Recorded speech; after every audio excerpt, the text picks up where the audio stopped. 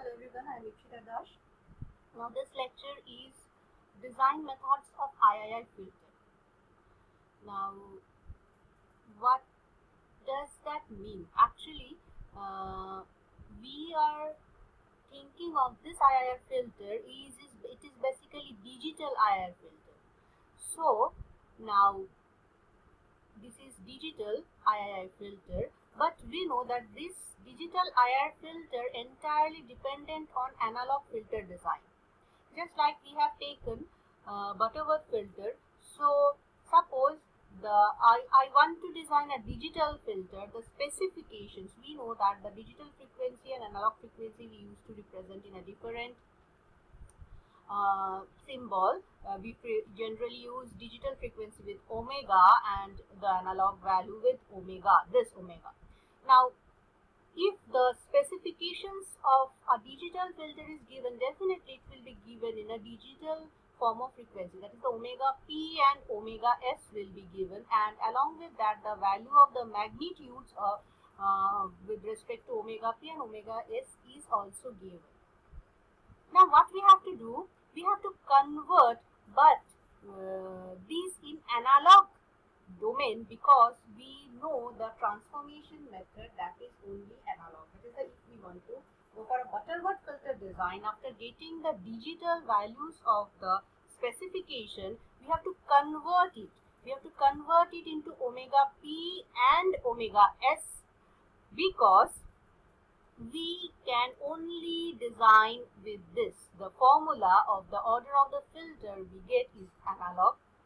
The poles we derive, they are also analog. So what we will do, after getting this frequency, we will convert them in omega p and omega s. Now how we will convert, that will depend on the design methodology. Okay, so several design methodologies are present. As I have mentioned here, impulse invariance, bilinear transform, these are in your curriculum. Apart from these two, several methodologies are also present. Now I will just going to discuss here what is actually this methodologies and a brief description of the methodologies. Now, so these two are going to help us either impulse, if you are design it with impulse invariance method using the formula of impulse invariant method, that is you need a formula between two frequencies. So I have written here these methods are giving you two things. One is relation between analog frequency omega and digital frequency w.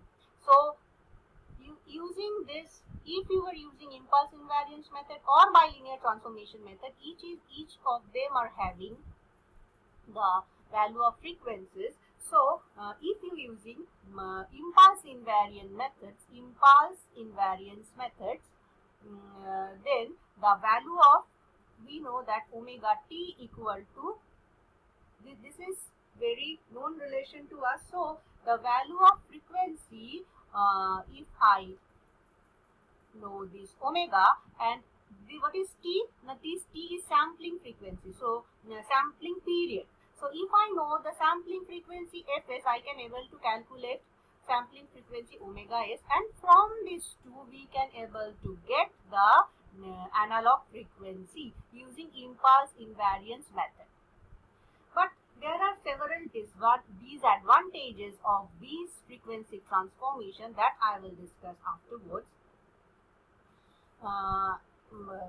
So there comes another method called bilinear transformation. In bilinear transformation, the relation between these two signal values are basically omega will be equal to 2 tan inverse omega t upon 2. So it is 2 tan inverse omega capital T upon 2.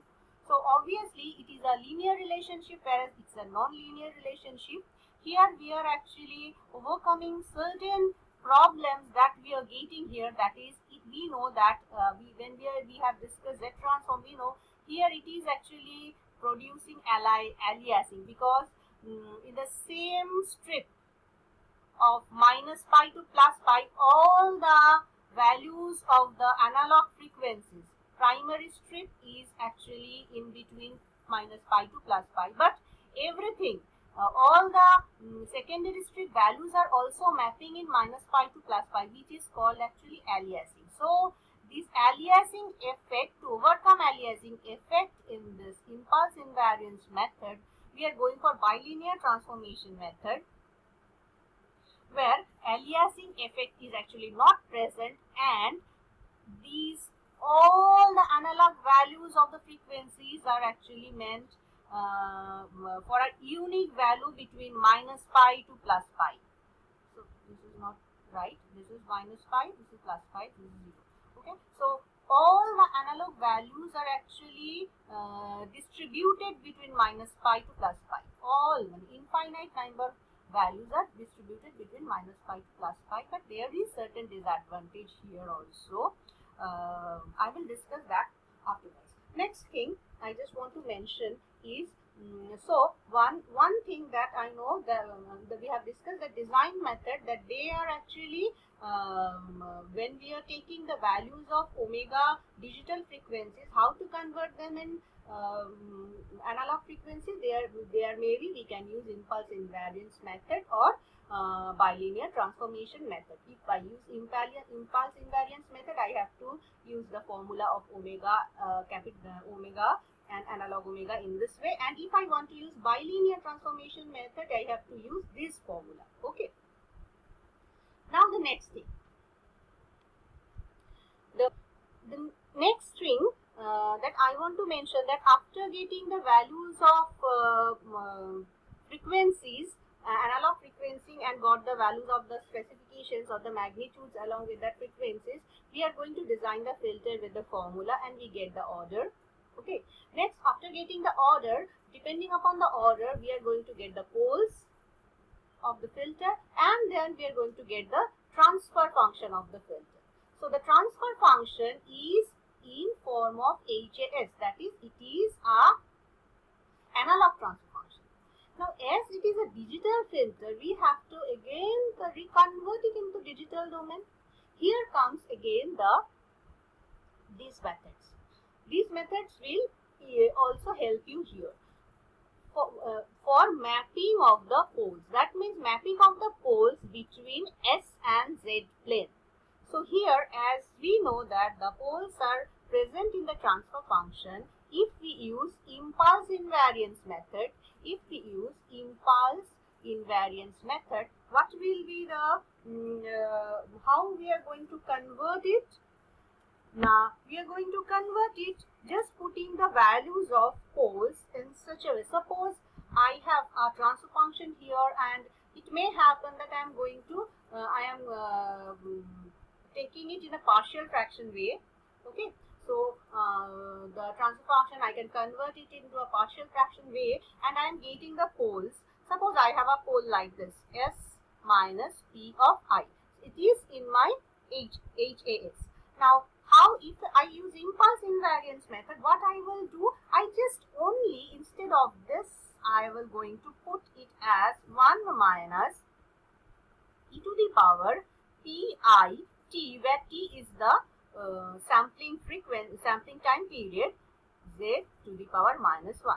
So now what I have done, I have just mapped this into this. So how it is actually converting this into this, we can discuss afterwards. But if you use impulse invariance method, and when you are got the analog transfer function, you can only just use this formula.